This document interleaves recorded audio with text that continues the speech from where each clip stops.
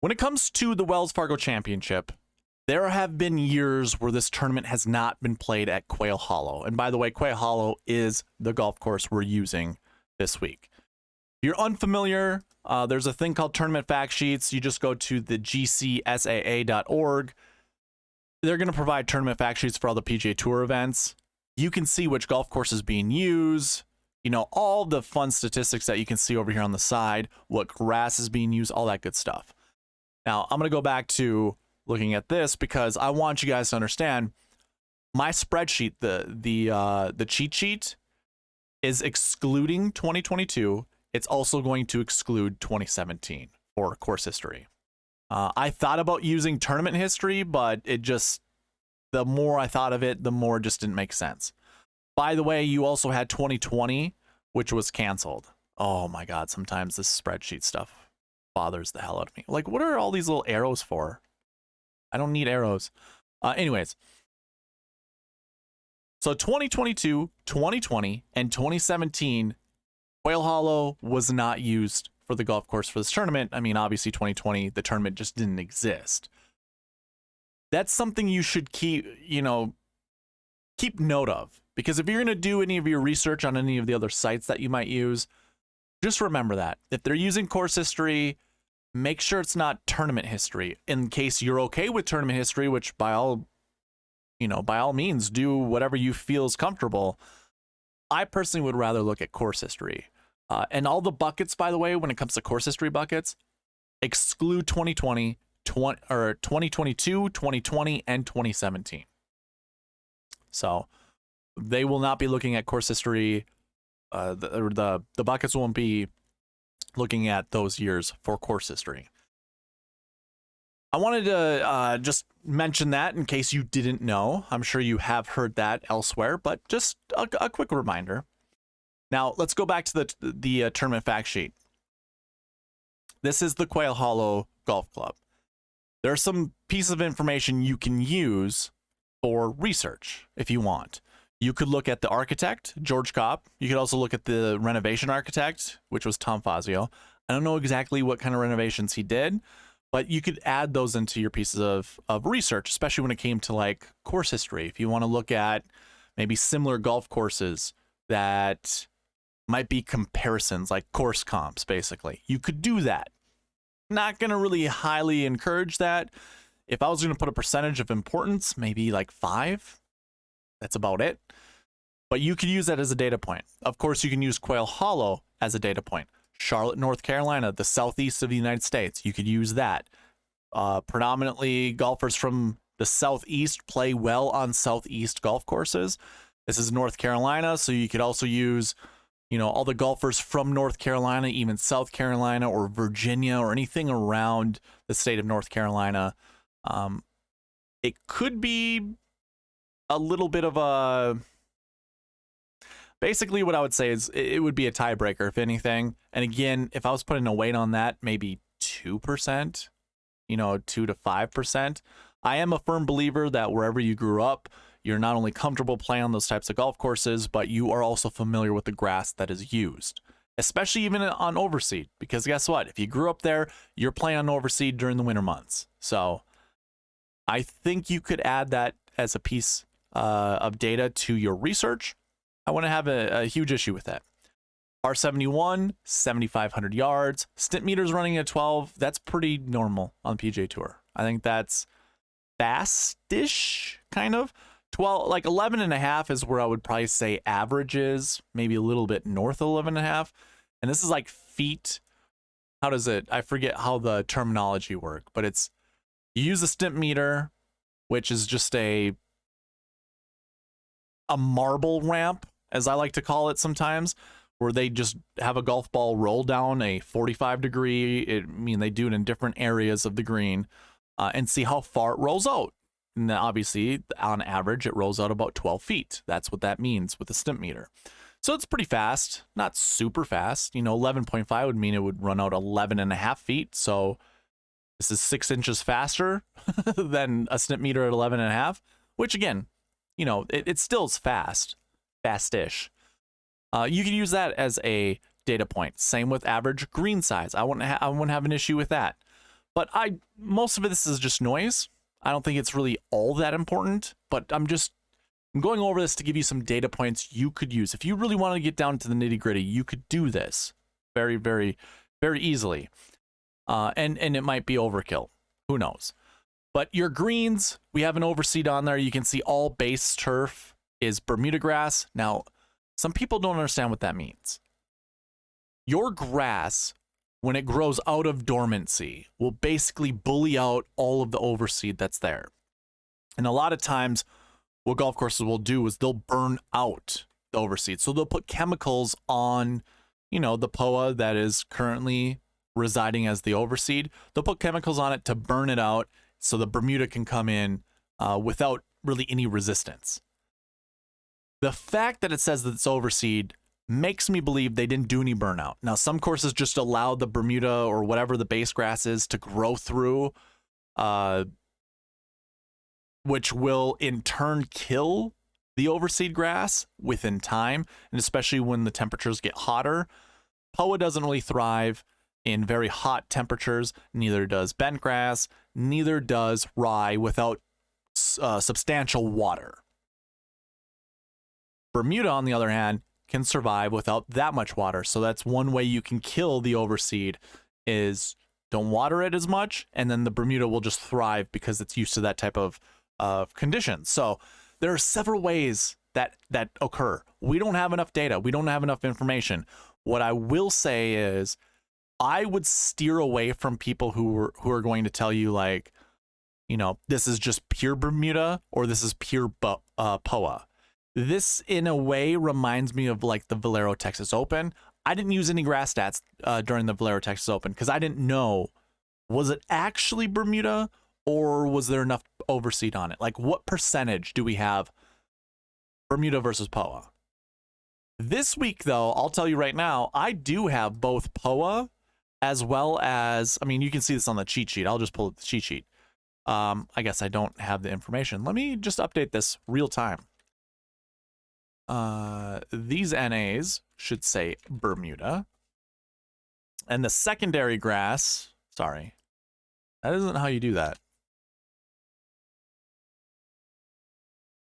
Then the secondary grass over here, I have to redo that, but oh well. This is POA.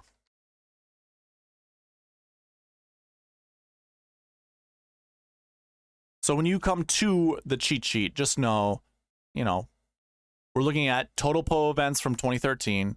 The same goes with the average. So their average finishing position going back to 2013 on POA. And then their percentages, and then 1 full year's worth of POA tournaments and what the average finishing place was there. Same applies for all of the Bermuda stats. So keep that in mind when you do come to the cheat sheet and look at this information. That is what you get with the grass stats here. Same applies again for Bermuda.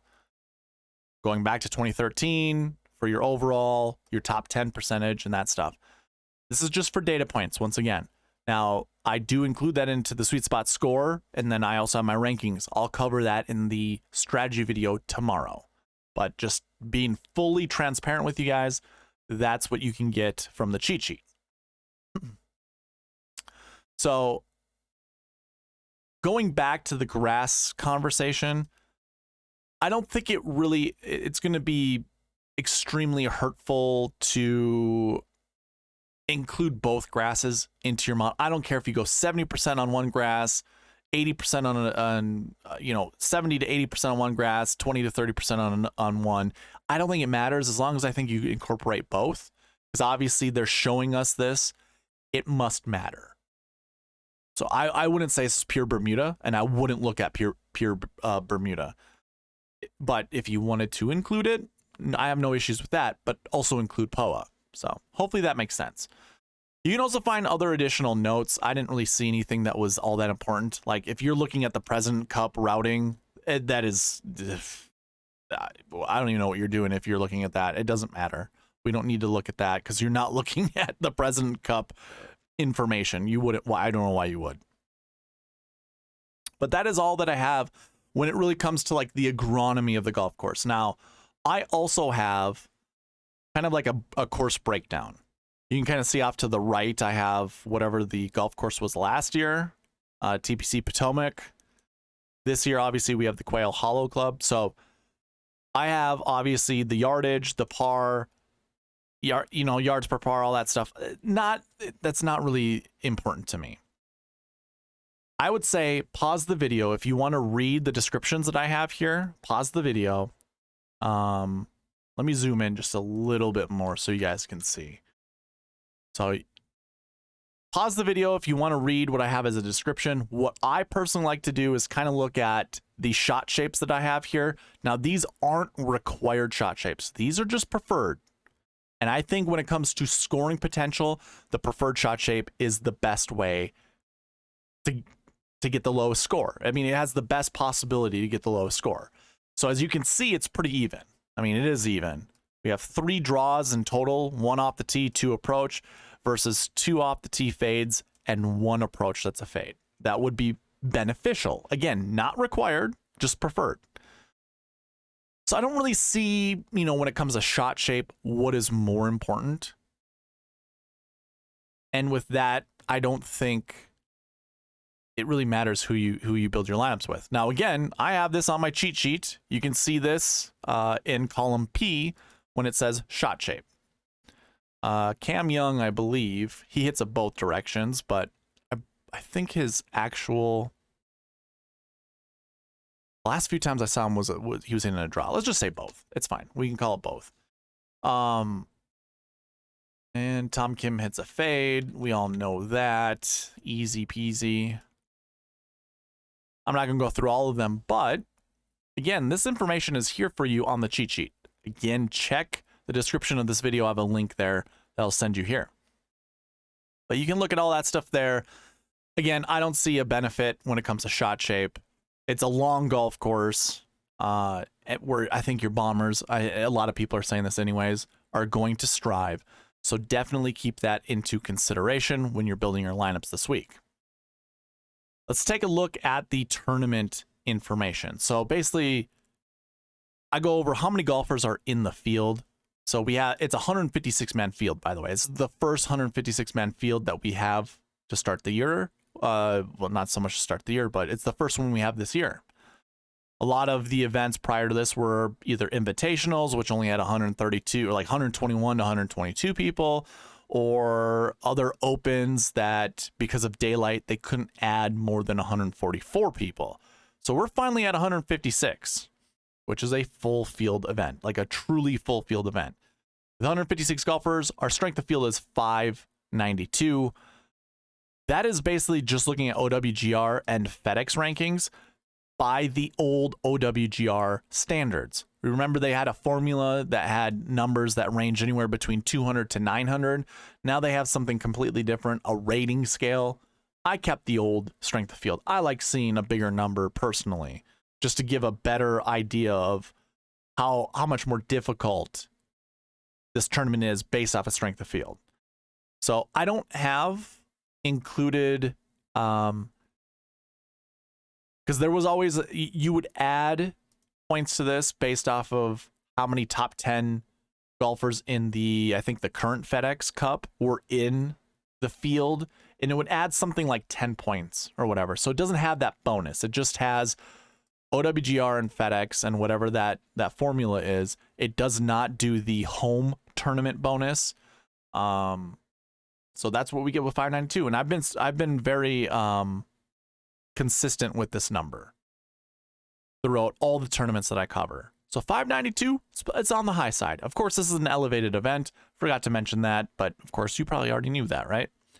156 golfers. Now, we could go and do a rundown of how many golfers in the top 50, but I'm going to leave that to you. That's available in the cheat sheet. You can see the OWGR here. I did forget to update it after the Mexico Open, so this will be old, if I believe, by the time you get to it. I don't really think it matters all that much. 592 actually might be different. So yeah, I'll update it by the strategy video tomorrow. I apologize for not having it updated right now. So it probably will change, if I'm being honest. But you can see what the OWGR is here, what their FedEx ranking was from the year prior, because that's how it goes by. The old strength of field rating scale would use the FedEx Cup standings at the end of the year. That is after the Tour Championship. So that's what goes in the strength of field. And again, I'll leave it up to you to see how many of the top 50 are in the OWGR. Obviously, with the strength of field of 592, it's a tough tournament. So really, that is all that I have when it comes to the golf course and the tournament information. There's probably way more data, way more information than you truly needed to know. But again, I like to be transparent. So that is what we covered. So we'll go on to the next one.